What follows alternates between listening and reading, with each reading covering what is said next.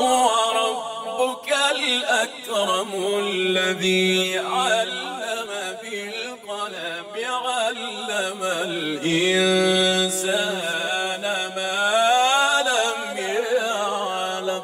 السلام علیکم ورحمۃ اللہ وبرکاتہ۔ آج ہم سورہ ناس انشاءاللہ پڑھیں گے۔ اعوذ باللہ من الشیطان الرجیم، بسم اللہ الرحمن الرحیم۔ قل اعوذ برب الناس ملک الناس الہ الناس من شر الوسواس الخناس الذی یوسوس فی صدور الناس من الجنۃ والناس۔ صدق اللہ العظیم۔ جناب جو پہلا لفظ ہمارے پاس آ رہا ہے سورہ ناس کا وہ ہے قل، اور اس کے بارے میں ہم سورۃ الاخلاص میں دیکھ چکے ہیں۔ اچھا جی، اس کے بعد اعوذ جو ہے یہ بھی ہم دیکھ چکے ہیں۔ کہاں پہ؟ یہ ہم نے سورہ فلق میں دیکھ لیا تھا، ٹھیک ہے۔ اب ہے جی برب الناس، تو برب الناس میں بی کا حرف جار ہے۔ رب الناس یہ کون سا مرکب بن گیا جی؟ یہ مرکب اضافی ہو گیا۔ ربی جو ہے وہ مجرور ہو گیا اور مضاف بن گیا۔ الناس جو ہے وہ اس کا مضاف الیہ ہو گیا۔ تو کوئی ایسا لفظ اس میں ہے نہیں کہ جس کی وضاحت کی ضرورت ہو، تو آسان سا ترجمہ اس کا بن جائے گا کیا؟ آپ صلی اللہ علیہ وسلم کہہ دیجئے میں پناہ مانگتا ہوں لوگوں کے رب کی۔ ٹھیک ہے، آسان سے تھا یہ تو۔ نہیں، جملہ اسمیہ نہیں ہے، جملہ فعلیہ ہے۔ کل کا یہ جو کل ہے فعل امر جو ہے اس کا مقولہ بنے گا یہ پوری جو صورت ہے نا، یعنی کل کے بعد یہ اعوذ سے پورا یہ کل کا مقولہ ہے، یعنی مفعول بنے گا، محلاً منصوب ہوگا۔ البتہ اعوذ جو ہے وہ فعل ہے واحد متکلم کا، اور اس سے متعلق برب الناس ہے، ٹھیک ہے۔ تو یہ اعوذ برب الناس یہ بھی جملہ فعلیہ بن رہا ہے، فعلیہ بن گیا، اس میں اعوذ جو ہے وہ فعل اور فاعل ہے، اور برب الناس متعلقہ فعل ہو جائے گا۔ اچھا جی، آیت نمبر 2 پر آ جائیں۔ آیت نمبر 2 میں کیا ہے جی؟ ملک الناس۔ ملک الناس میں آپ دیکھ سکتے ہیں کہ یہ بنیادی طور پر مضاف مضاف الیہ ہے۔ ملک کی جو ہے وہ مضاف ہے، اور الناسی جو ہے وہ اس کا مضاف۔ اب سوال یہ رہ جاتا ہے کہ ملی کی جر میں کیوں ہے؟ تو بھی بدل ہے بالکل۔ ملی کی جو ہے بدل ہے رب سے، تو اس لیے اس کا ترجمہ ہو جائے گا جو لوگوں کا مالک ہے۔ جیسے سورہ فاتحہ میں ہم پڑھتے ہیں نا الحمدللہ رب العالمین، اس کے بعد الرحمن اور الرحیم وہ دونوں جر میں ہوتے ہیں، تو جر میں ہوتے ہیں اللہ کے بدل ہونے کی وجہ سے، تو یہاں ملک کی جو ہے وہ بدل بن رہا ہے رب سے۔ آیت نمبر 3 جو ہے وہ بھی آسان ہے۔ الہ الناس اگر آپ دیکھیں گے تو الہ جو ہے وہ مضاف ہو جائے گا، اور الناس اس کا مضاف الیہ ہو جائے گا۔ الہ کا ویسے مادہ جو ہے وہ حمزہ لام اور ہا ہے، آپ سمیہ سے آتا ہے، اور اس کے معنی بنیادی طور پر جو ہے وہ لپکنا اور محبت کرنا، عبادت کرنا، یہ سب اس کے معنی ہوتے ہیں۔ تو جو الہن کا لفظ بن رہا ہے یہ ایکچولی ہمارا جیسے الہن یہاں بمعنی مألوہن ہے، یعنی اسم المفعول کے معنی میں مألوہن، یعنی اسم المفعول کے معنی میں یہ لفظ استعمال ہوا ہے، یعنی جس کی عبادت کی جائے، یا کہہ لیں کہ جس کی طرف لپکا جائے، یا جس سے محبت کی جائے۔ یہ اس کی مثال ایسے ہی جیسے کتابن کا لفظ ہوتا ہے نا، تو کتابن کا لفظ بمعنی مکتوبن استعمال ہوتا ہے، وہاں بھی مطلب کتاب کے معنی لکھا ہوا نا، لکھا ہوا. تو یہ ہے، یہ چیز ہے جو یہاں پہ آ رہی ہے. الہن بھی کتابن ہی کے وزن پر ہے. تو یہاں الہ الناس، الہ سادہ ترجمہ اس کا معبود کا کر دیا جاتا ہے. ٹھیک ہے، معبود. تو ترجمہ کیا ہو جائے گا اس کا؟ جو لوگوں کا معبود ہے. اب یہاں مراد کیا ہے؟ یہ لوگوں کا حقیقی معبود ہے. ویسے تو لوگوں نے بتوں کو بھی معبود بنا رکھا ہے، اور سورج، چاند، ستاروں کی بھی پرستش ہو رہی ہے، لیکن یہاں جو لوگوں کا حقیقی معبود ہے وہ مراد ہے. آیت نمبر 4 پہ چلتے ہیں جی. تو اس میں جناب من ہمارا جار ہو جائے گا، جس کی وجہ سے شرری جو ہے آپ دیکھ سکتے ہیں یہ مجرور ہو گیا، لیکن ساتھ ہی یہ مضاف بھی بن رہا ہے جی. اب الوسواس اور الخناس کے بارے میں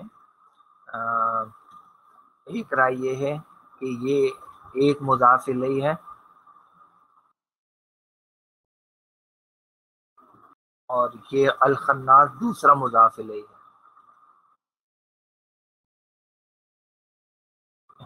جبکہ ایک رائے یہ ہے کہ یہ جو خناس ہے یہ مضاف الیہ نہیں ہے، بلکہ یہ صفت ہے الوسواس کی. وسواس کا جو مادہ ہے جناب وہ ہے واو سین، واو سین. گویا یہ ہے ربائی، اور جو ربائی مادے ہوتے ہیں اس میں بھی مجرد اور مزید فی پایا جاتا ہے. ٹھیک ہے، ربائی کے مادوں میں بھی مجرد اور مزید فی پایا جاتا ہے. اچھا جی، ربائی کے جو ہے ہمارے پاس مجرد میں ایک ہی باب ہے، اور اس کا ماضی بنتا ہے فعللا اور مضارع بنتا ہے یفعللو. تو اگر اس اعتبار سے ہم دیکھیں تو اس کا ماضی بننا چاہیے وسوسہ، اور مضارع بننا چاہیے یو وس وی سو. اور جو مصدر اس کا یا تو بنے گا وس وسا تن، یا بن جائے گا وس واسن.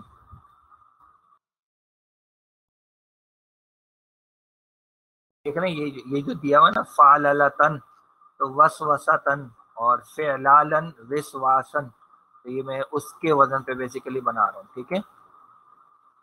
اچھا، اس کے بارے میں اور بھی مثالیں دی ہوئی ہیں، جیسے طا میم حمزہ نون مادہ ہے. طمعنا یطمئنو طمعنتن، زلزلہ یزلزلو زلزلتن یا زلزالن. ٹھیک ہے نا. اور اسی جیسے آسا آسا یعاسسو عصاصتن، اور بھی اس پر آتا ہے. اچھا، ربائی مجرد جو ہے اس میں ہمارے پاس 3 ابواب ہیں. ٹھیک ہے نا، ان میں سے 3 ابواب ہیں. یہ کسی اور آیت کے حوالے سے، ٹھیک ہے نا. تو پہلا جو ہے ہمارا وہ افعلنا یفعللو افعلالن ہے. یہ آپ لوگ پڑھ لیجئے گا، اس کو دیکھ لیجئے گا. ابھی میں اس کو ایکسپلین نہیں کر رہا، پر ابھی ہمارے پاس جو ہے وہ یہ ربائی مجرد والا باب آیا تھا. تو اس میں یہ جو ہمارے پاس آیا ہے وسواس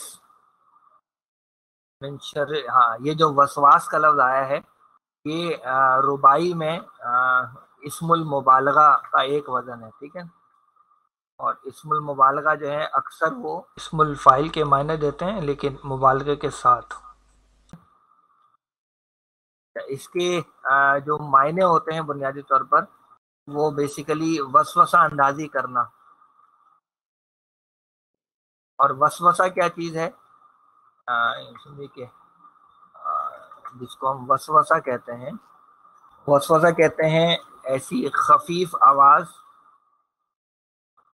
کہ اس کا مفہوم ہے اور تلفظ سنائی نہ دے. یعنی آپ اس کو کہہ سکتے ہیں ذہنی آواز. یہ ہوتا ہے بیسیکلی وسوسہ. تو جب اس سے فعل آتا ہے تو پھر اس کے معنی ہو جاتے ہیں وسوسہ اندازی کرنا، وہ اس کے معنی بن جاتا ہے. تو وسواس اسم المبالغہ کا وزن ہے، اور اس میں اسم الفاعل کے معنی ہوتے ہیں. تو اس کا ایک مفہوم بنتا ہے بار بار وسوسہ اندازی ڈالنا. یہ اس کا معنی بن جائے گا وسواس۔ تو من شر الوسواس کے کیا معنی ہو جائیں گے؟ وسوسہ، بار بار وسوسہ اندازی کرنے والے کے شر سے۔ اچھا، البتہ یہ ہے کہ وہ ساتھ میں کیا ہے، خناس بھی ہے۔ خناس کا جو مادہ ہے وہ ہے خا، نون اور سین، ٹھیک ہے جی، اور یہ باب نصرہ سے آتا ہے اور اس کا مصدر بنتا ہے خنسن، ٹھیک ہے۔ اس کے معنی ہوتے ہیں بیسیکلی پیچھے ہٹنا، ٹھیک ہے، پیچھے ہٹنا۔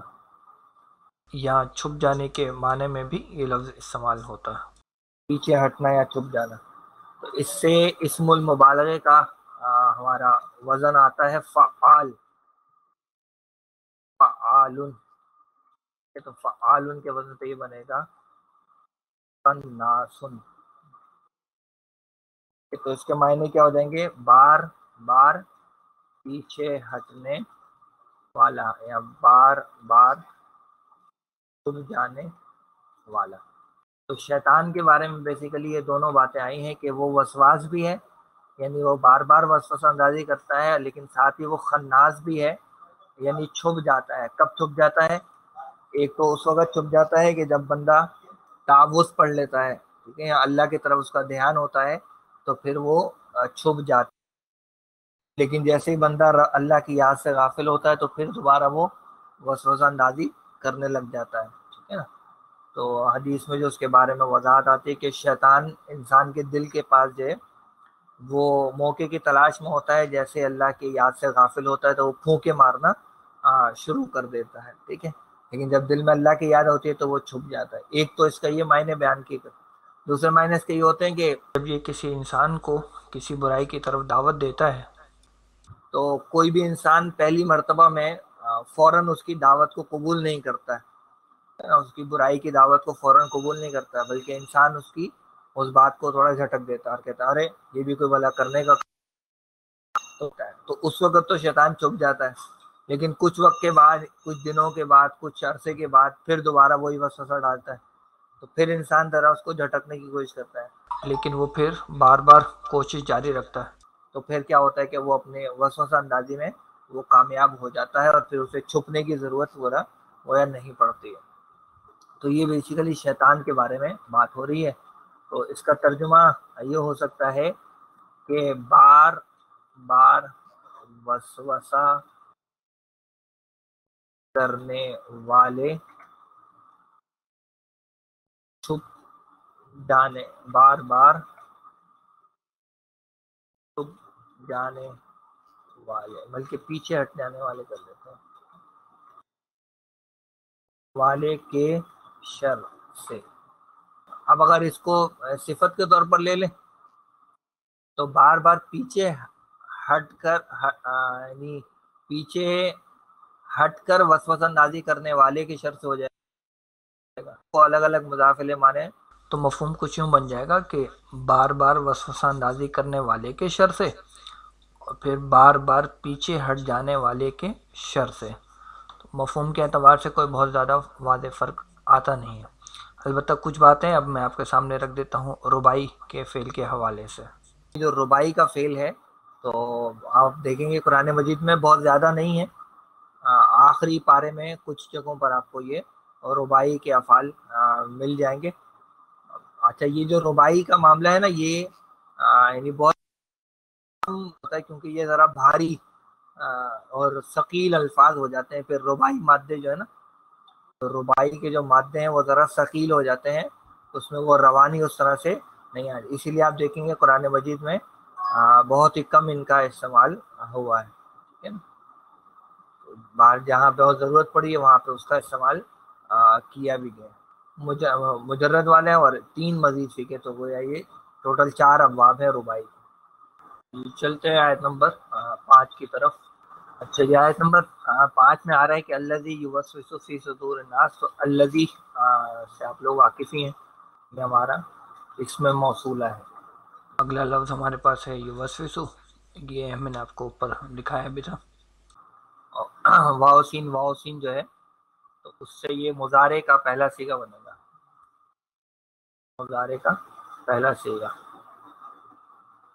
واو سین مضارع واحد مذکر واحد، ٹھیک ہے.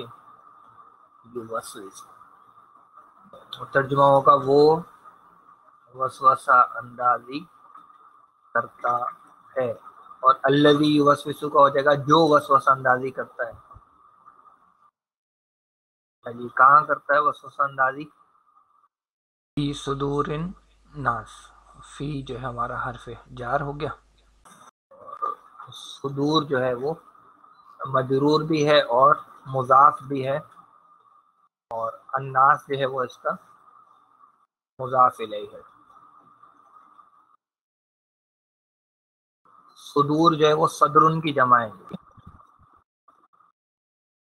اور یہ بنیادی طور پر مرکز کے لیے آتا ہے اور سینے کے لیے یہ لفظ آتا ہے. مرکز یعنی سینٹر جو ہوتا ہے اس کے لیے بھی سے یہ صدر کا لفظ موضوع میں استعمال کرتے ہیں، شہر کا مرکز کے معنی میں. تو فی صدور الناس کا ترجمہ کیا ہو جائے گا؟ لوگوں کے سینوں میں. تو پوری آیت کا ترجمہ ہوگا جو وسوسہ اندازی کرتا ہے لوگوں کے سینوں میں. جو وسوسہ ڈالتا ہے، یوں بھی کر سکتے ہیں. یہ یوسوس فی صدور الناس پورا صلہ ہوگا، اور اس صلے میں یوسوس فعل ہے اور فی صدور الناس متعلقہ فعل ہو جائے گا. چلیے آخری آیت میں کیا ہے؟ جی اس کی ترکیب تو بہت آسان سی ہے. من ہمارا حرف جار ہے، جس کی وجہ سے یہ پورا الجنتی مجرور ہو گیا. واو جو ہے ہمارا عطف کا آ گیا، وہ بھی مجرور. اور الفاظ اس کے بالکل معنی اس کے بالکل واضح ہیں، جنوں اور انسانوں میں سے کر لیں. جی یہ بنیادی طور پر جو ہے نا جمع کا ہے صیغہ. جن جو ہے وہ واحد ہے، اور جنتن جو ہے وہ جمع میں ہے، اور جن کا لفظ جو ہے وہ واحد ہے. اس کی ایک جمع تو جان استعمال ہوتی ہے اور ایک جمع جنتن استعمال ہوتی ہے. لکھ دیتا ہوں یہاں پہ جنتن ہے ایکچولی یہ جنن جو لفظ ہے نا، جمع جنتن بھی آتی ہے اور جانن بھی آتی ہے.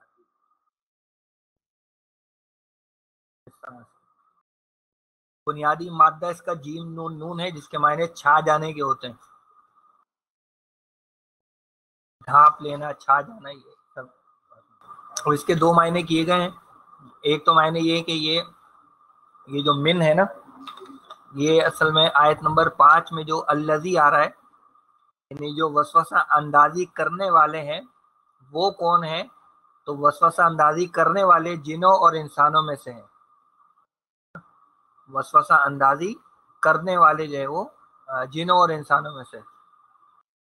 اور ایک رائے یہ ہے کہ یہ جو فی صدور الناس آیا نا، اس الناس کی وضاحت جو ہے وہ یہاں پر اگلی آیت سے کی جا رہی ہے کہ یہ جو انسان جن کے سینوں میں وسوسہ اندازی وہ کرتا ہے شیطان، وہ صرف انسانوں میں سے ہی نہیں ہے بلکہ وہ جنوں میں سے بھی، یعنی جنوں کے اندر بھی یہی شیطان ہے جو وسوسہ اندازی کرتا ہے، اور انسانوں کے اندر بھی یہی شیطان ہے جو وسوسہ اندازی کرتا ہے.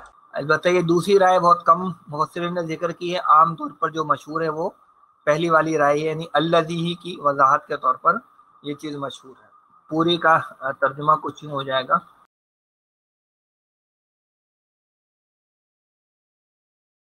جی جناب، یہ الحمدللہ سورۃ الناس جو ہے نا وہ بھی مکمل ہوگی. آپ دیکھیں گے کہ جو سورۃ الناس ہے نا، اس کو یہ تب لنک ہو جاتی ہے سورۃ الفاتحہ سے. سورۃ الفاتحہ میں پہلی آیت میں الفاظ کیا آتے ہیں؟ رب العالمین. یہاں پہ رب الناس کا لفظ آتا ہے. پھر وہاں مالک یوم الدین کے الفاظ آتے ہیں، یہاں ملک الناس کے الفاظ موجود ہیں. اسی طریقے سے وہاں ایاک نعبد و ایاک نستعین آتا ہے، تو یہاں پہ الہ الناس کے الفاظ ہیں. پھر وہاں پہ بھی بنیادوں پہ ہدایت کی دعا جو ہے وہ مانگی گئی ہے، تو یہ جو صورت ہے یہ بھی دعا ہی ایک اللہ سے مانگی جا رہی ہے، اور وہاں پہ ہدایت کی دعا مانگی گئی ہے، اور یہاں پہ جو چھوٹنے والے فتنے ہیں ان سے حفاظت مانگی گئی ہے۔ تو یہ دونوں صورت جو ہے نا، یعنی اول و آخر قرآن مجید کے یہ دعا کا انداز ہے جو ہمیں نظر آتا ہے۔ یہ جناب الحمدللہ سورۃ الناس مکمل ہو گئے ہماری۔ ٹھیک ہے، تو آج یہیں تک رکھتے ہیں۔ جزاکم اللہ خیر۔ سبحانک اللہم و بحمدک، نشہد ان لا الہ الا انت، ونتوب الیک۔ السلام علیکم ورحمۃ اللہ وبرکاتہ۔